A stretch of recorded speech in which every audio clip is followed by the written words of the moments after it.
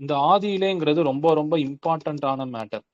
ஏன்னா அதுதான் mention first Bible ஆரம்பிக்கும் போதே ஆதியிலே அப்படின்னு ஆரம்பிச்சிருக்கிறாங்க. பெரிஷிட் அப்படின்னு அர்த்தம். பெரிஷிட்டுக்கு வந்துட்டு 3 மீனிங் சொல்றாங்க. ஒன்னு ஃபர்ஸ்ட் டே, இல்லைன்னா ஃபர்ஸ்ட் டைமா என்ன பண்றாங்க அப்படிங்கிறது. இன்னொன்னு பெரிஷிட் என்ன சொல்றாங்க அப்படின்னா ஹெட் அப்படின்னு சொல்றாங்க, அதாவது ஒரு தலை அப்படின்னு சொல்றாங்க. ஸோ வந்துட்டு இன்னொரு இடத்துல பைபிள் இருக்குது, நீ ஆதியிலே கொண்டிருந்த அன்பை விட்டாய், உன் பேரில் எனக்கு குறை உண்டுன்னு சொல்லிட்டு வெளிப்படுத்தல ஆண்டவர் வந்து சொல்றாரு. ஒவ்வொரு சபைக்கா மொத்தம் 7 சபைக்கு பேசுறாரு. 7 சபையில இருக்கிற நல்லதையும் சொல்றாரு, கெட்டதையும் சொல்றாரு. அதுல ஒரு சபைக்கு சொல்றாரு, ஆனாலும் நீ ஆதியில் கொண்டிருந்த அன்பை விட்டாய் என்று உன் பேரில் எனக்கு குறை உண்டு. ஆகையால் நீ இன்ன நிலைமையிலிருந்து விழுந்தாய் என்பதை நினைத்து மனம் திரும்பி ஆதியில் செய்த கிரியைகளை செய்வாயாக. இல்லாவிட்டால் நான் சீக்கிரமாய் உன்னிடத்தில் வந்து நீ மனம் திரும்பாத பட்சத்தில் உன் விளக்கு தண்டை அதனிடத்திலிருந்து நீக்கி போடுவேன் அப்படின்னு சொல்லிட்டு இருக்கு. இது வெளிப்படுத்தல 2வது அதிகாரத்துல 4வது 5வது வசனத்துல இருக்குது.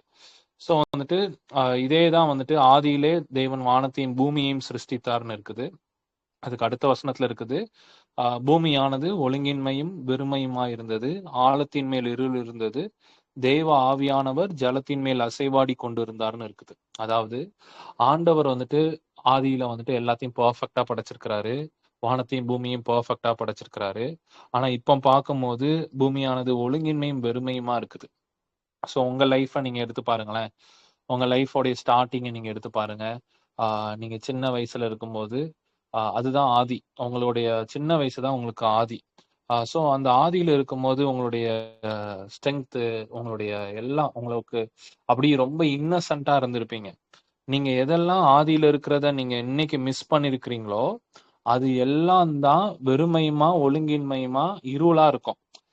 நீங்க இன்னசென்ட்டை எப்போ மிஸ் பண்றீங்களோ, அன்னைக்கு தான் சுயநலம் அப்படிங்கிற ஒரு இதுவே வரும். சின்ன வயசுல நீங்க எல்லாருக்கும் ஷேர் பண்ணி சாப்பிட்டுருப்பீங்க. சின்ன வயசுல எல்லாரையும் பார்த்து சிரிச்சிருப்பீங்க.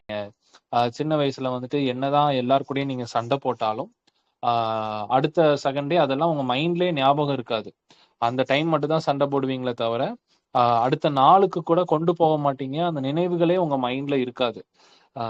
நம்ம நேத்து உன் கூட நம்ம சண்டை போட்டோம், அதனால இன்னைக்கு பேசக்கூடாதுன்னு எந்த சின்ன குழந்தையும் அடுத்த நாள் அந்த சின்ன குழந்தைய பார்க்கும் பொழுது அந்த சண்டையே ஞாபகம் இருக்காது. சோ இதுதான் ஆண்டவர் சொல்றாரு, நீ ஆதியிலே கொண்டிருந்த அன்பை நீ விட்டுட்ட அப்படின்னு சொல்றாரு. அதனாலதான் ஆண்டவர் இன்னொரு இடத்துல சொல்றாரு, பரலோக ராஜ்யம் வந்துட்டு சின்ன பிள்ளைங்களுக்குரியது. பரலோக ராஜ்யத்தை வந்து சின்ன பிள்ளைங்களுக்குரியது. ஒருவன் வந்து சின்ன பிள்ளைகளை போல மாறாவிட்டானா பரலோக ராஜ்யத்துல பிரவேசிக்க மாட்டான்னு சொல்லியிருக்கிறார். சோ நீ பரலோக ராஜ்யத்துல பிரவேசிக்கணும் அப்படின்னா நீ ஆதியில கொண்டிருந்த அன்பை வந்து நீ விடவே கூடாது. சோ வந்துட்டு இன்னைக்கு உங்க யாரெல்லாம் நீங்க வந்துட்டு மன்னிக்க முடியாம இருக்கிறீங்களோ, இல்லைன்னா யாரெல்லாம் வந்துட்டு அவங்க அவங்க செஞ்சதை வந்துட்டு யோசிச்சுட்டு இருக்கிறீங்களோ, நீங்க எல்லாம் வந்து பரலோக ராஜ்யத்துல நுழையவே முடியாது. சோ இதுல 2 பாயிண்ட். ஒண்ணு நீங்க மன்னிக்காதது, இன்னொன்னு அந்த அவங்க செஞ்ச கஷ்டங்களை வந்து நீங்க யோசிச்சு உட்கார்றது. இந்த மன்னிக்காததும் நீங்க யோசிச்சு உட்கார்றதும் 2 விஷயமே உங்களுக்கு பரலோக ராஜ்யத்துல ஆண்டவர் உங்களுக்குன்னு வச்சிருக்கிற திட்டத்துல நுழையவே விடாது. சோ அதனால நீங்க என்ன பண்ணுங்கன்னா, அவங்க செஞ்சதை மன்னிக்க மட்டும் செய்யாம உங்ககிட்ட இருந்து அதை மறந்துருங்க. அதை அப்படியே மறந்து ஆண்டவர்கிட்ட கொடுங்க. இது எப்படி மறக்கிறது அப்படிங்கறத நான் இன்னும் கொஞ்ச நேரத்துல நான் சொல்லுவேன். சோ நான் திருப்பியும் இவ்வளவு நேரம் சொன்னதை வேக வேகமா சொல்றேன், ஏன்னா இது ரொம்ப முக்கியமான பாயிண்ட். ஒரு சின்ன வயசுல ஒரு சின்ன குழந்தை வந்துட்டு பக்கத்துல வீட்டுல இருக்கிற பிள்ளைங்க கூட விளையாடும். அது என்னதான் சண்டை போட்டாலும், அது ரத்தம் வர வரைக்கும் அடிச்சு சண்டை போட்டாலும் கூட அடுத்த நாள் பார்க்கும்போது அது எல்லாத்தையும் மறந்து பேசிரும்.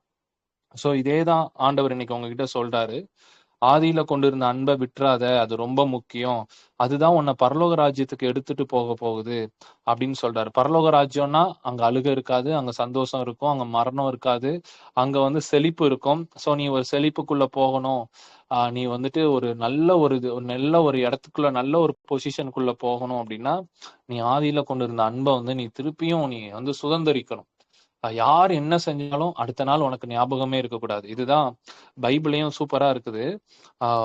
ஒருத்தர் பேர்ல உங்களுக்கு குறையும் உண்டுச்சுன்னா சூரியன் மறையும் பொழுதே அது எல்லாத்தையும் நீங்க போயிட்டு அவங்க கிட்ட ஒப்புரவாயிரணும் அப்படின்னு சொல்லி இருக்குது. சோ வந்துட்டு எந்த விஷயத்தையும் அடுத்த நாள் எடுத்துட்டு போகாதீங்க. உங்களுக்கு இன்னைக்கு தான் ப்ரெசன்ட், பாஸ்ட், ஃபியூச்சர். இது 3மே இன்னையோட டேல தான் உங்களுக்கு இருக்கணும். இது வந்துட்டு அடுத்த டேக்குன்னு எடுத்துட்டு போகாதீங்க. ஒருவேளை நீங்க வந்துட்டு நிறைய விஷயங்கள் செஞ்சிருப்பீங்க. அது வந்துட்டு உங்களுக்கு ரிசல்ட் ஒழுங்கா வந்திருக்காது. உடனே இதை யோசிச்சுட்டு அடுத்த நாள் உட்கார்ந்து இருக்க கூடாது. எந்த சின்ன பிள்ளைங்களும் அப்படி யோசிக்கிறதே கிடையாது. அதுவும் அதுக்கு தகுந்தாக்குல எக்ஸாம் எழுதும். அதுவும் ஃபெயில் ஆயிரும். ஆனா அடுத்த நாள் அது யோசிக்கிறதே இல்ல. ஆனா நம்ம எப்படி யோசிக்கிறோம் அப்படின்னா, ஏதாவது ஒரு வேலை கிடைக்கலனாலோ, இல்லைன்னா நம்ம ஏதோ ஒரு செஞ்சு நம்ம வந்துட்டு ஒருவேளை நீங்க வளர்ந்ததுக்கு அப்புறம் நீங்க எக்ஸாம் எழுதுறதுக்கும் சின்ன பிள்ளைங்கள இருக்கும்போது எக்ஸாம் எழுதுறதுக்கும் ரொம்ப வித்தியாசம் இருக்குது. சின்ன பிள்ளைங்கள நீங்க ஃபெயில் ஆயிட்டீங்கன்னா அது அந்த ஒரு நாள் தான். அந்த ஒரு நாளும் எப்படி இருக்கும்னா, அம்மா அப்பா நம்மள திட்டுவாங்க அப்படிங்கிறதுக்காக மட்டும்தான் இருக்கும். அடுத்த நாள் நமக்கு அது ஞாபகமே இருக்காது. சோ வந்துட்டு அதேதான் ஆண்டவர் சொல்றார். நாளைய குறிச்சு கவலைப்படாதீங்க அப்படின்னு சொல்றாரு. சோ அதனால என்ன சொல்ல வரேன் அப்படின்னா, இன்னைக்கு வரைக்கும் உள்ள எல்லாத்தையும் இன்னைக்கு உள்ளத இன்னையோட மறந்துருங்க. நாளைக்கு அதை எடுத்துட்டே போகாதீங்க. நாளைக்கு டேய ரொம்ப ஃப்ரெஷ்ஷா ஸ்டார்ட் பண்ணுங்க. சோ ஆண்டவர் இத சொல்றாரு, உன்னுடைய ஆதியில கொண்டிருந்த அந்த அன்பு, நீ சின்ன வயசுல எப்படி இருந்த, நீ சின்ன வயசுல எப்படி பிஹேவ் பண்ண அப்படிங்கிறத வந்து நல்லா ஞாபகம் வச்சுட்டு அதை ஒர்க் பண்ணுங்க. அதே மாதிரி இன்னொரு இடத்துல இருக்குது. இந்த பெரிஷிட் ஆதியிலே அப்படிங்கிறதுக்கு பெரிஷிட்டுக்கு ஹெட் அப்படின்னு அர்த்தம். ஹெட்னா உங்க ஹெட் சரியா இருந்துச்சு அப்படின்னா, உங்களுடைய ஆதி சரியா இருந்துச்சுன்னா உங்களுடைய அந்தம் சரியா இருக்கும். தமிழ்ல ஒரு இது சொல்லுவாங்க. என்ன சொல்லுவாங்க அப்படின்னா, முதல் கோணல் முற்றிலும் கோணல் அப்படி சொல்லுவாங்க. முதல்ல ஒரு கோணல் வந்துருச்சுன்னா அது லாஸ்ட் முடியிற வரைக்கும் கோணலா தான் இருக்கும். 5ல் வளையாதது 50லும் வளையாது அப்படின்னு சொல்லுவாங்க. சோ வந்துட்டு ஆரம்பத்துல நீ என்ன ஸ்டார்ட் பண்றியோ, ஆரம்பத்துல எது உனக்கு ஹெட்டா இருக்குதோ, அதுதான் உனக்கு வந்துட்டு உன்னுடைய ஃபுல் இதையும் அதுதான் கண்ட்ரோல் பண்ண போகுது. இன்னைக்கு நம்மளுடைய பாடியே எடுத்துக்கோங்களேன். உங்க பாடியில உங்க மைண்ட் என்ன நினைக்குதோ, அதுதான் முழு உடம்பும் நமக்கு செய்யும். உங்க மைண்ட் தவிர வேற எதுவுமே மோஸ்ட்லி செய்யாது. உங்க மைண்ட் எதை யோசிக்குதோ அதுதான் செய்யும். சோ உங்க ஆதி சரியாகணும், உங்க மைண்ட் சரியாகணும்னா கிறிஸ்துவின் சிந்தை உங்களுக்கு உண்டாயிருக்கணும். சோ இயேசு கிறிஸ்து உங்களுக்கு ஆதியா மாறிட்டாரு அப்படின்னா, உங்க அந்தமும் அவரேவா இருப்பாரு. அதனாலதான் அவர் சொல்றாரு, நான் அல்பாவும் ஒமேகாவுமா இருக்கிறேன். நான் முந்தினவரும் பிந்தினவருமா இருக்கிறேன்னு சொல்றாரு. சோ நீங்க என்ன செய்யணும் அப்படின்னா, நீங்க மனம் திரும்பி சின்ன பிள்ளைங்களை போல மாறணும் அப்படின்னா, உங்களுடைய ஹெட்டா காட வைக்கணும். நம்ம சின்ன வயசுல யோசிச்சு பாருங்களேன். திடீர்னு நம்ம எங்கேயோ இருந்து வந்தோம். நமக்கு எந்த தாட்ஸும் இருக்காது. நமக்கு எந்த உங்க மைண்ட்ல வந்துட்டு இத செய்யணும். இல்ல யாராவது உங்கள கிண்டல் அடிச்சுட்டாங்கன்னா உங்களுக்கு அப்செட் ஆகாது. நீங்க யார குறிச்சும் பொறாமப்பட மாட்டீங்க. நீங்க யாராவது ஏதாவது சொன்னாங்கன்னா அவமானப்பட மாட்டீங்க. வெட்கப்பட மாட்டீங்க. இந்த அவமானம், வெட்கம் இதெல்லாம் எங்கேருந்து வரும்னா, நான் அப்படிங்கிற சுயநலம் வரும்போதுதான். அதாவது இன்னசென்ட்ங்கிற கேரக்டர் மாறி சுயநலம்ங்கிற ஒரு கேரக்டர் வரும். ஒரு இது 5ஆப்பு, 6ஆப்பு தாண்டி வரும். யாராவது உங்களை கிண்டல் அடிச்சுட்டாங்கன்னா உங்களுக்கு ரொம்ப சோகமா இருக்கும். ஏன்னா நான்கிற பொசிஷனை வகிக்கீங்க. அதுக்கு முன்னாடி வரைக்கும் நீங்க யாரோடைய கண்ட்ரோல்ல இருந்தீங்கன்னா, காடோடைய கண்ட்ரோல்ல இருந்திருப்பீங்க. இப்ப எக்ஸாம்பிளுக்கு நீங்க எங்க இருந்து வந்தீங்கன்னு யாருக்குமே தெரியாது. உங்க பிரெயினை நீங்க எடுத்து பாருங்களேன். சின்ன வயசுல நீ வந்துட்டு எதையுமே யோசிக்கலனாலும் நீ வளர்ந்துகிட்டே இருந்த பாரு. நீ ஒண்ணுமே யோசிக்காதப்போ, உனக்கு பிரெயினே இல்லாதப்போ உன் கை கால் வளருது, உன் ஹார்ட் வளருது, உன் கிட்னி ஃபார்ம் ஆகுது. எல்லாமே ஒண்ணுக்கு ஒண்ணா அதுக்கப்புறம் ஃபார்ம் ஆயிட்டு ஒன்னு அது நடக்க வச்சிருக்குது, ஒன்னு அது பேச வச்சிருக்குது. நீங்க எதையுமே யோசிக்காம ஒண்ணு நடந்துகிட்டே இருந்திருக்குல்ல, அந்த ஆதியில இருக்கிறவர் தான் அவர். அவர் தான் உங்களை வந்துட்டு கிரியேட் பண்ணி நடத்திக்கிட்டே இருந்தாரு. திடீர்னு இடையில தான் வந்துட்டு நான் அப்படின்னு நீங்க என்னைக்கு யோசிக்க ஆரம்பிச்சீங்களோ, அன்னைக்கு அவர் உங்ககிட்ட இருந்து போயிட்டார். சரியா? சோ அதனால ஒரு சின்ன பிள்ளைய மாதிரி இன்னைக்கு ஒரே ஒரு டிசிஷன் மட்டும் எடுங்க. ஆண்டவரே, என்னுடைய ஆதியா நான் உங்களை வைக்க போகிறேன். நான் ஆதியில கொண்டிருந்த அந்த அன்புனா யாருன்னா தேவன் தான் அன்பாகவே இருக்கிறார். அந்த ஆதியில கொண்டிருந்த அன்பை விட்டு விட்டனா, ஆதியில இருந்த தேவனை நீ விட்டுட்ட அப்படின்னு சொல்லி அர்த்தம். சோ வந்து நான் எங்க இருந்து வந்தேன்னு தெரியாது. நான் எங்கேயோ இருந்து வந்தேன். ஆனா எனக்கு நல்ல பிரெயின் கொடுத்தீங்க, நல்ல ஹார்ட் கொடுத்தீங்க, என்ன நடக்க வச்சிருக்கிறீங்க. ஆனா நான் இடையில வந்துட்டு நான்கிற ஒரு கேரக்டரா நானே எடுத்துக்கிட்டு நான் நாளைக்கு அதை செய்யணும், இதை செய்யணும், ஐயோ அப்படின்னு நான் கஷ்டப்பட்டுட்டு இருக்கிறேன். சின்ன வயசுல ஒண்ணுமே அறியாதப்போ ஒரு அப்பாக்குள்ள இருந்து 100 கோடி ஸ்பெர்ம்ல என்ன ஒரு ஸ்பெர்மா வழி நடத்திட்டு வந்தவர் இனிமேயும் என்ன வழி நடத்துவாரு அப்படிங்கிற இடத்துக்குள்ள நீங்க வரும்பொழுது, ஆண்டவர் கையில உங்களுடைய ஆதியை கொடுக்கும் பொழுது, அவர் அந்தம் உங்களுக்கு இருப்பார். எல்லாவற்றிற்கும் முடிவா அவர் உங்களுக்கு இருப்பார். இன்னைக்கு ஏன் உங்களுக்கு முடிவு சரியா இல்ல அப்படின்னா, உங்களுக்கு ஆதியே சரியா இல்ல. அதனால முடிவு சரியா இல்ல. நீங்க எடுக்கிற டிசிஷன், நீங்க போகிற ஒர்க்கு, இல்லைன்னா நீங்க வந்துட்டு ஒரு விஷயத்த சாதிக்கணும்னு நினைச்சிருப்பீங்க. அது சாதிக்க முடியாம இருக்கிறது. இது எல்லாமே நீங்க எடுக்கிற அந்த ஆதியோட டிசிஷன் தான். நீங்க என்னைக்கு ஆதியா மாறுறீங்களோ உங்களுக்கு அந்தம் இருக்காது. ஏன்னா அல்பாவும் ஒமேகாவுமா இருக்கிறவர் அவர் ஒருத்தர் தான். சோ உங்களுடைய முடிவு சரியா இருக்கணும் அப்படின்னா உங்களுடைய ஆரம்பமும் சரியா இருக்கணும். உங்களுடைய ஆரம்பம் சரியா இருக்கணும் அப்படின்னா நீங்க ஆரம்பமா இருக்கிற ஒருத்தரை நீங்க சூஸ் பண்ணணும். ஏன்னா அவருக்கு தான் அந்த முடிவு சரியா வரும். சோ முதலா நீங்க கடவுளை வச்சீங்க அப்படின்னா முடிவா கடவுள் எப்படி ஒரு ஒர்க்கை செஞ்சு முடிப்பாரோ அப்படி உங்க வாழ்க்கையில ஒர்க் முடியும். சோ இன்னைக்கு ஒரே ஒரு டிசிஷன் எடுங்க. நான் அவுட் ஆஃப் கண்ட்ரோல் இருக்க போறேன். நான் உங்க கண்ட்ரோல்ல நான் இருக்க போறேன். இனிமேல இருந்து நான் எந்த விஷயத்தையும் நான் நடக்க போறது இல்ல. என் வாழ்க்கை முழுசையும் நான் உங்க கையில தருகிறேன். எப்படி சின்ன வயசுல நான் அப்படி இன்னசென்ட்டா என்ன மீறி ஒரு பிரெயின் எனக்கு என்ன நடக்குனே தெரியாது. ஆனாலும் நான் இந்த உலகத்துல வாழ்ந்துட்டு இருந்தேன். என்ன நடந்துச்சுனே தெரியாது. ஆனாலும் இந்த உலகத்துல சாப்பிட்டுட்டு இருந்தேன்.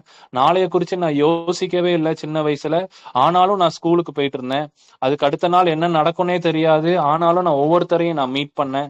அதுக்கு அடுத்த நிமிஷம் என்ன சண்டை போட்டாலும் அந்த நாளே நான் பேசினேன்.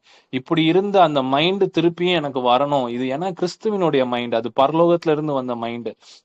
சோ ஆண்டவர் அதுதான் சொல்றாரு. என்னை பலப்படுத்துகிற கிறிஸ்துவினாலே எல்லாவற்றையும் செய்ய எனக்கு பலனுடன் பவுல் அதனாலதான் அதை சொல்றாரு. சோ வந்துட்டு உங்களை பலப்படுத்துகிற அந்த கிறிஸ்துவனாலதான். ஏன்னா பைபிள் இருக்குது, ஆதியிலே வார்த்தை இருந்தது, அந்த வார்த்தை தேவனிடத்தில் இருந்தது, அந்த வார்த்தை தேவனாய் இருந்ததுன்னு. சோ ஆதியிலே அந்த வார்த்தை இருக்குது பாருங்க, அந்த வார்த்தை தான் உங்களுக்குள்ள வரணும். சோ அந்த வார்த்தை வந்து மாம்சமா இன்னைக்கு நம்ம கூட இருக்கிறாரு. சோ வந்துட்டு அவரை ரிசீவ் பண்ணுங்க. இயேசு கிறிஸ்துவனுடைய சிந்தை எனக்கு உண்டாயிருக்கட்டும். என் மைண்ட்ல நான் நாளைய குறிச்சு யோசிக்கவே கூடாது.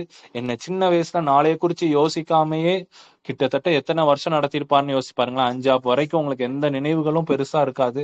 ஆனா 5ஆப் வரைக்கும் ஒரு 8 வருஷமா ஆண்டவர் நடத்தி இருக்கிறார். சோ அந்த 8 வருஷமா உங்களுக்கு நினைவே இல்லாதப்போ சூப்பரா உங்களை நடத்தி அழகா வளர்த்து எடுத்திருந்திருக்கிறாரு. உங்க பிரெயினே பெருசா நீங்க எதுவுமே ஒர்க் பண்ணாம உங்களை நடத்தி இருக்கிறாருன்னா இனிமையும் நான் உங்களுக்கு குழந்தையா இருக்க போறேன் ஏசப்பா. நான் உங்க கையில என் பிரெயினை தாரேன். திருப்பியும் இந்த உலகத்துல இருக்கிற எதுவுமே எனக்கு ஞாபகம் இருக்கக்கூடாது. நான் இன்னசென்ட்டா மாறணும் அப்படின்னு சொல்லிட்டு நீங்க கேளுங்க. ஆண்டவர் உங்களுடைய பிரெயின் அப்படியே சேஞ்ச் பண்ணி அவர் உங்களுக்கு ஆதியா இருப்பார். நான் ஏற்கனவே சொன்னேன் பெரிஷிட் ஆதியிலே அப்படின்னா பெரிஷிட் அப்படின்னு அர்த்தம்.